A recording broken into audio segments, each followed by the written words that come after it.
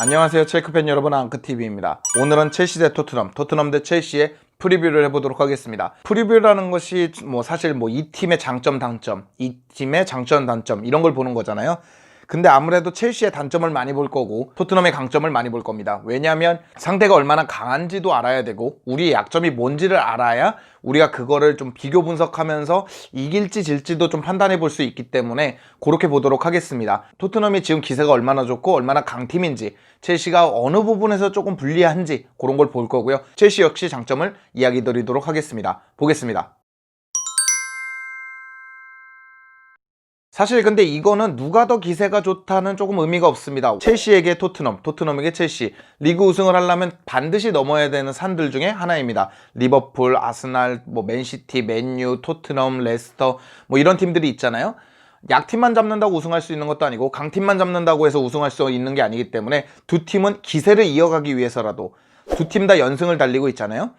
토트넘 같은 경우에는 로테이션을 잘못 돌렸다 패배한 유로파 경기를 빼고 나면은 계속 연승, 첼시는 맨유전 이후로는 계속 연승, 이런 식으로 계속해서 분위기를 타고 있었기 때문에 기세가 정말 좋고 기세를 이어가기 위해서라도 이번 경기가 정말 중요합니다. 물론 녹화 기준으로 지금 10시쯤 녹화하고 있으니까 넘어가는 5시 루도고르츠하고 붙는 것은 볼 수 없습니다. 결과가 어떻게 됐는지 모르겠지만 어쨌건 연승을 계속 이어가고 있다는 거. 근데 저희보다 기세가 조금 더 좋은 건 뭐냐면 맨시티를 잡았다는 겁니다. 우리는 맨유, 세비야, 리버풀, 우리도 강팀을 잡을 만한 기회가 없었던 건 아닙니다. 세비야는 다 아시겠지만 라리가에서도 이름에 있는 팀이고 유로파에서도 몇 번이나 우승을 했을 만큼 강팀입니다. 그리고 맨유도 그때 당시엔 기세가 굉장히 좋았고요. 파리도 잡고 이럴 때 기세가 좋았고, 리버풀은 말씀드리지 않겠습니다. 엄청 강했던 리버풀인데 어찌됐든 그 중에 하나를 잡았어야 되는데 2무 1패를 하고 있다는 거. 아직 강팀을 잡아본 적이 없습니다. 다시 한번 토트넘전에 기회가 온 것인데 아무래도 맨시티를 직전에 잡았던 토트넘이 우리보단 기세가 좋다 표현해줘야 되지 않나 이런 생각을 해서요. 토트넘을 좀 더 기세 좋다. 그것이 토트넘의 장점이다. 우리의 장점도 될 수 있지만 토트넘의 장점도 될 수 있다고 보고 있습니다. 지금 EPL에서 손흥민과 케인의 콤비를 굳이 설명드려야 될 정도인가 싶습니다.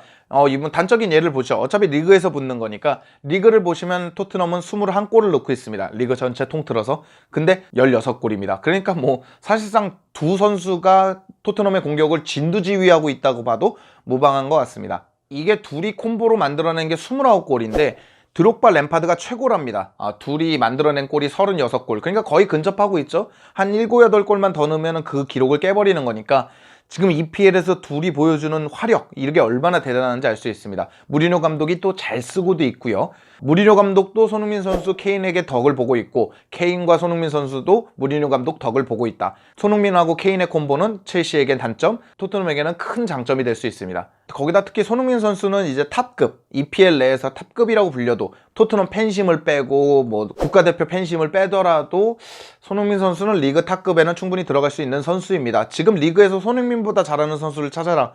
쉽지 않을 것 같습니다. 그런 걸 봐서는 무리뉴 감독의 2년 차이자 손흥민 같은 선수를 갖고 있는 무리뉴라 그러면 정말 무서울 수 있거든요. 그런 장점이 있습니다. 말이 나왔으니까 말하죠. 무리뉴 감독의 2년 차입니다. 2년 차 기록 보시죠. 상당합니다. 맨유 때만 빼고 나면은 우승을 안 놓쳐본 적이 없을 정도로 무리뉴 감독의 2년 차는 명실상부한 전 유럽 축구를 통틀어도 정말 유명한 일화인 것 같아요. 첼시의 9번 저주 여러 가지가 있잖아요. 무리뉴 감독 2년 차는 믿고 본다라는 얘기가 있습니다. 지금 토트넘의 기세만 봐도 역시 없는 말은 아니다. 그걸 알 수 있습니다. 게다가 무리뉴 감독에게 지금 좋은 점은 뭐냐면 2년 차인데 토트넘 말고 그러니까 첼시 정도만, 리버풀 정도만 대항마로 떠오르고 있고 토트넘의 기세가 가장 좋다라는 겁니다. 맨시티도 꺾고 있고 무리뉴 감독 2년 차고 호이비에르, 베일, 레길론, 손흥민 선수, 케인, 토비 알더베르트, 요리스 좋은 자원들이 정말 많거든요. 그렇다 보니까 토트넘 팬들 입장에서도 이번이 리그 우승 적기다. 드디어 리버풀하고 비슷하게 흘러가는 것 같아요. 감독도 좋은 감독이고 이 구단의 스쿼드도 정말 좋기 때문에 무리뉴 감독이 2년 차에 맞물려서 드디어 리그 우승을 하는 것이 아닌가라는 토트넘 팬들의 기대가 증폭되고 있다. 그것은 장점이라고 볼 수 있거든요. 위닝 멘탈리티를 끌어올리는데 그만한 게 없거든요. 무리뉴 감독의 2년 차 듣기만 해도 든든하지 않습니까? 그게 지금 토트넘의 가장 큰 장점이라고 생각합니다. 글쎄요, 이거 베일은 좀 더 지켜볼 필요가 있지만 레길론하고 호이비에르는 정말 잘 데리고 온 것 같습니다. 이번 시즌 기준으로 데리고 온 선수들은 정말 잘 된 것 같아요. 특히 호이비에르를 먼저 말씀드리자면 저는 기본적으로 수비형 미드필더를 좋아하는 편입니다. 마티치라든지 캉테라든지 맥토미니라든지 베라티라든지 뭐 은디디라든지 이런 선수들을 굉장히 좋아하는데 호이비에르는 뭐 그중 어딘가입니다. 전투력이 있고 데인마크 좋고 태클 좋고 뭔가 파이팅 넣어주고 거기다 패스까지 좀 잘하는 그게 호이비에르거든요. 무리뉴 감독한테 그런 선수가 하나 있다. 수비형 미드필더에서 그렇게 든든한 선수가 하나 있다. 마티치나 뭐 이럴 때처럼 뭐 그럼 무리뉴 감독은 마음 놓고 공격을 진두지휘하죠. 그런 선수가 없다 그러면 무리뉴 감독 축구는 조금 흔들릴 수 있지만 그런 선수가 중원을 딱 장악해주고 있으면 정말 마음 놓고 축구를 할 수 있죠. 자, 이게 맨시티전 스탯입니다. 보기만 해도 든든하죠. 태클이라든지 뭐 패스 성공률도 제가 알기로 사우스햄튼 때만 조금 패스 성공률이 떨어졌고 나머지는 패스 성공률이 90% 이상 내외를 왔다 갔다 할 정도로 패스도 굉장히 잘하는 선수예요. 후방에서 데인마크도 잘하지만 후방 빌드업의 시초가 되는 역할도 잘하는 편이기 때문에 개인적으로 램파드 감독이 좋아할 만한 선수인데 좀 아쉽습니다. 조금 투박하다라는 게 있는 것 같아요. 투지 있는 수비를 하고 투지 있는 플레이를 한다는 선수들이 약간 단점으로 보면 투박하다는 얘기거든요. 호이비에르도 조금 투박하지만 그렇다고 못 쓸 정도로 투박하다 이게 아니고요. 개인적으로는 참 토트넘이 아니라 그냥 뭐 이제 뭐 사우스햄튼이 됐든 뭐 기존에 있었던 팀들 있잖아요. 기존에 있었던 팀에서 나오는 매물이라면 우리도 노려볼 만큼 좋은 자원인 것 같습니다. 자, 그럼 레길론 얘기를 해보죠. 레길론 맨시티 스탯은 이렇습니다. 저는 개인적으로 레길론이 조금 너무 무리하면서 뺏기는 게 있어서 그렇지 패스 성공률도 많이 떨어져 있거든요. 이때는 그것만 그렇지 수비력이나 뭐 마레즈 들어오는 거 워커 들어오는 거 이거 정말 잘 막았기 때문에 그 당시 클린시트 하는 거에 있어서 공신 중에 하나라고 생각합니다. 뭐 최근에 경기력이 굉장히 좋으면서 토트넘 팬들은 야 이러다 레알로 돌아가는 거 아닌가 큰일 났다 이런 생각하시지만 저는 토트넘에 남을 수도 있다고 생각해요. 왜냐면 레알에 있었던 추억보다 토트넘에서 추억, 우승까지 한다 그러면 뭐 그 추억이 배가 되겠죠. 토트넘 입장에서는 레길론이 남을 수도 있다는 생각을 해서 향후 몇 년간은 나이도 어리잖아요. 향후 몇 년간은 충분히 토트넘의 측면 수비를 맡아줄 수 있는 그런 자원입니다. 이런 자원들이 정말 많은 토트넘, 이것도 장점이라고 볼 수 있죠. 지난 시즌에 볼 수 없었던 뭐 수비력 그리고 측면 화력 이런 걸 자랑할 수가 있어졌으니까요. 첼시의 장점을 얘기하기 전에 바로 단점을 얘기해 드리도록 하겠습니다. 윙어입니다. 윙어이자 베르너인데 뭔 얘기냐면 윙어가 플리식이 부상 입고 윌리안 페드로가 나가면서 페드로는 좀 예정되어 있었지만 윌리안은 남길 바랬었거든요. 그 윌리안까지 나가고 지에가 돌아오긴 돌아왔지만 중간에 나왔고 플리식은 아직도 못 나오고 있고 그러다 보니까 베르너가 측면에서 혹사당하는 느낌이 있습니다. 그런 얘기들을 해주세요. 메디컬 테스트, 코치, 훈련 이런 다양하고 복잡한 관련 끝에 베르너가 나오는 것이기 때문에 걱정하지 마라 그러는데 경기력이 좀 떨어져 있습니다. 지쳐있는 게 보이고요.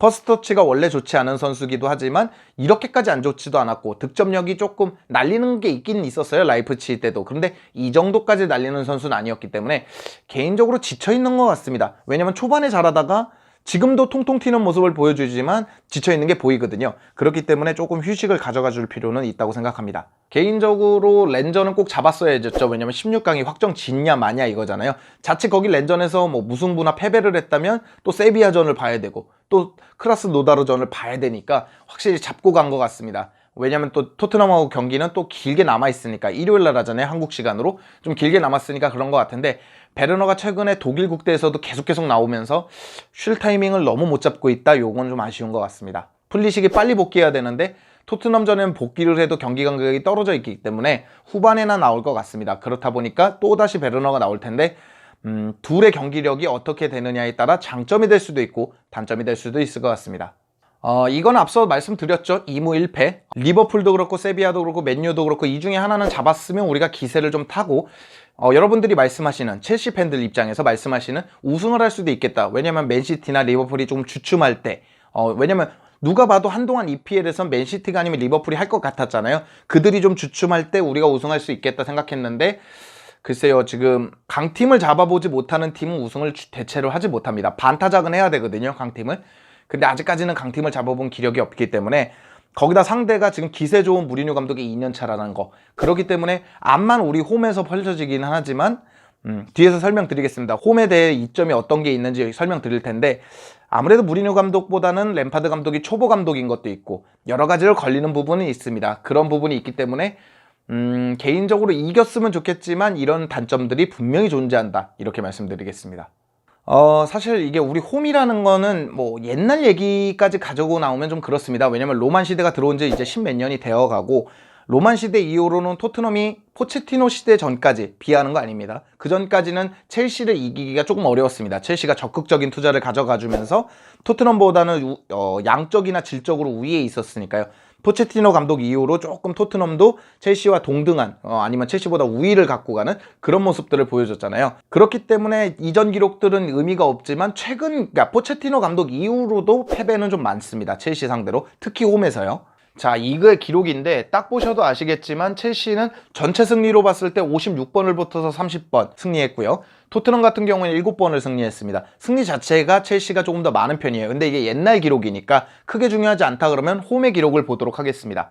첼시는 홈에서 18번을 이겼고 토트넘 같은 경우에는 6번을 이겼습니다. 가장 최근에 진 것이 17-18 시즌에 3대1로 패배한 거예요. 그게 가장 최근 패배고, 그 뒤로 가자 그러면 90년대 패배가 됩니다. 90년 2월 패배가 되니까요. 사실상 1년에 한 번 붙잖아요. 홈에서. 각자 홈에서 한 번씩 붙는 거니까 홈 어웨이로 하니까요. 한 번씩 붙는 걸 감안하면 정말 긴 시간 동안 첼시가 홈에서는 정말 강하다라는 걸 보여주고 있습니다. 근 30년간은 90년대니까요. 근 30년간은 첼시가 딱 2번밖에 패배하지 않았다는 것만 봐도 첼시가 얼마나 홈에서 강력한지 볼 수 있습니다. 물론 무관중으로 가겠지만 첼시의 홈, 스탬포드 브리지로 원정으로 오는 토트넘 입장에선 굉장히 껄끄러울 것 같습니다. 토트넘 역시 지난 시즌의 토트넘이 아닙니다. 굉장히 강력하고 공수 밸런스가 잘 맞는 토트넘이지만 첼시 역시 지난 시즌의 첼시가 아닙니다. 첼시는 초반에는 공격력을 진짜 뭐 뿜어내듯이 이렇게 했는데 뭐 그 이후엔 조금 꺾이는 느낌이었고, 실점은 말씀드리지 않겠습니다. 제가 상처받을까 봐. 아무튼 실점이 정말 많았어요. 왜냐면 11위 사운드햄튼을 제외하고 나면 10위권 안에 들어가는 팀 중에는 첼시가 제일 많이 실점을 합니다. 그리고 뭐 득점도 그렇게까지 많지는 않아요. 69점으로 많기는 많지만 뭐 리버풀의 85점, 그리고 맨시티는 100점까지 넘어갔으니까요. 그거에 비하면 터무니없는 것 같습니다. 3위는 3위지만 1, 2위와 격차가 정말 먼 3위 같은 그런 느낌이었어요. 오히려 4위, 5위랑 가까운 그런 느낌이었는데 올 시즌은 정말 잘 달리고 있습니다. 토트넘과 첼시는 정말 잘 달리고 있다는 걸 보여줘요. 보시겠습니다. 실점 같은 경우는 토트넘이 9점으로 1위를 하고 있습니다. 실점이 제일 적은 팀이죠. 그 2위가 첼시예요. 물론 10점대를 실점하는 팀들이 몇 개 있기는 하지만 어쨌건 첼시가 공동 2위로 실점을 10점 하고 있습니다. 물론 많이 먹힌 경기가 있지만 최근 들어 클린시트가 이렇게 쭉 이어져 오면서 첼시도 실점이 적은 팀이고요. 반대로 득점을 보면 첼시가 1위입니다. 22점으로요. 근데 토트넘이 21점이에요. 그러니까 거의 비슷한 추세로 지금 두 팀이 기세를 쭉 이어가고 있습니다. 그것만 봐도 1, 2위가 누군지만 봐도 토트넘 첼시의 이 경기는 정말 중요한데, 첼시 같은 경우에는 지에흐, 하베르츠, 맨디, 티아고 실바가 합류하면서 공수가 강해졌습니다. 7회까지.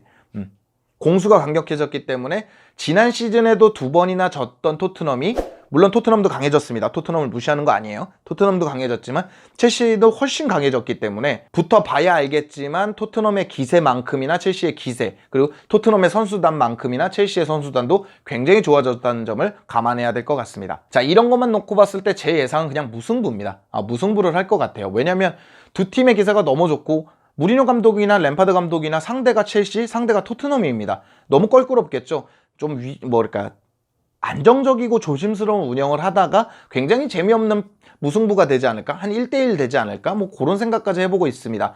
물론 다른 팀 팬들이 봤을 땐 박진감 넘치는 경기가 되면 좋죠. 왜냐면 저도 좀 빅클럽들이 붙을 때는 좀 박진감 넘치는 경기를 원하는데, 아무래도 토트넘하고 첼시가 붙다 보니까 조심스러운 경기가 될 것 같습니다. 물론 이게 런던의 주인을 가리는 경기는 아닙니다. 뭐 이긴 팀은 런던의 주인이고 이긴 팀은 런던의 뭐 주인의 자격이 없고 이런 건 아니지만, 런던에서 분위기를 제일 끌어올리고 있는, 어떻게 보면 EPL에서 제일 분위기를 끌어올리고 있는 두 팀의 대결의 프리뷰는 이 정도가 될 것 같습니다. 저도 많이 기대하고 있고 저도 입중계로 돌아오도록 하겠습니다. 오늘 영상은 여기까지고요. 즐겁거나 유익하셨다면 당신의 구독을 기다리겠습니다. 감사합니다. 이겨야 될 텐데.